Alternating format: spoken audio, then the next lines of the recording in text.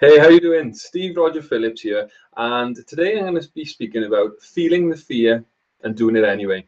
So there's a book out called Feel the Fear and Do It Anyway. I can't remember the author, but it's some really good advice because fear puts us into fight or flight mechanism. So sometimes, of course, anciently, if now we've got different fears, haven't we?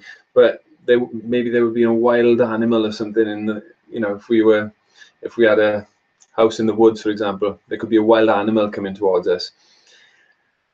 So that's where the fight or flight mechanism comes from. These days, there's different types of fear. Of course, we got fear, maybe, I don't know, there could be some stuff around finances, there could be family stuff, there could be spiders, I don't know, whatever it is. We got different types of fears.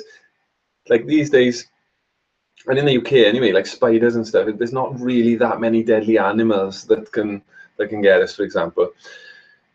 But we get it in different, like public speaking, for example, is, I think it's the second, but next to spiders is the second, or death, spiders, public speaking, something like that. That's the most common types of fears that people have got. Why? Like public speaking, we speak to our friends, we speak to our family, we've got no problem. But then if we're speaking in public in front of a camera or something, we've got an issue with it. Why is that? That's something within the mind. That's nothing to do with external circumstances. The environment has changed externally, but we've made a different belief within our mind in order to stop us from doing that. And then we can either fight and go for it, feel the adrenaline and go for it, get into it and do it anyway, or we can leg it. We can run, and that's fight or flight basically.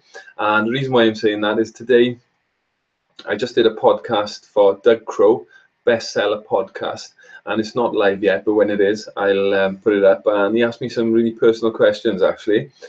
But beforehand, I was quite nervous about doing it because I never met him before and didn't know where he was going to go out to, etc. And it did get quite personal. However, I felt the fear.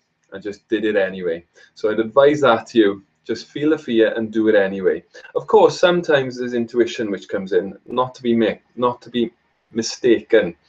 Because if we've got intuition which is coming in and telling us in our gut that perhaps something is not a good idea, then maybe we should listen to it. So being aware of that fine line between where are we getting nervous and running away from something that we really should be facing up to because it's something we really desire, it's a challenge we need to overcome, and compared with, is it something our gut is just telling us like this just isn't the right thing for you. So it's a fine line because we can use that as an excuse to not go ahead and to not do anything because we can think like, oh yeah, it's not meant for me anyway. But I guess going further back, it's important then to look at your desires, your outcomes, and what you would like from a circumstance. And then if it falls, and that's why goal setting is so important. When you've set the goal and made an intention, then you can check things that you're doing and say, right, is this in alignment with my goal? Is this taking me to the path that I want?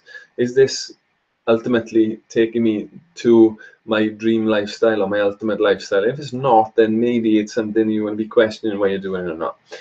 So that's a good thing to do, and then you can keep on track with your goals and your objectives. So just a little short one today, and when I was speaking to a client, she reminded me about that saying that I said to her recently, feel the fear and do it anyway. It's a book. I'm not stealing that phrase. I'm just using it because, I suppose I am in a way, but I'm just using it because it's been really helpful in my life. But if you get the book, that's also really helpful as well. So yeah, I'd love to know what you think about these vlogs. I've just been doing a podcast, sorry. So pop your comments in the section below, click like, click share, click love. Like I always say, I don't know who's watching these videos all the time unless you click like or you comment on them.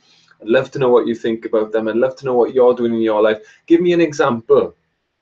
This will show if you listen to the end. Give me an example in your life where you felt the fear, you've done it anyway, and you look back and you've been really proud and really happy that you've done it. So yeah, I'd love to know your stories about feeling the fear and do it anyway. And it'll prove that you've listened to the end of the video. So thanks for listening to the end of the video. Those of you that are still there, really great to connect with you. And I look forward to seeing you in the next one. Hare Krishna.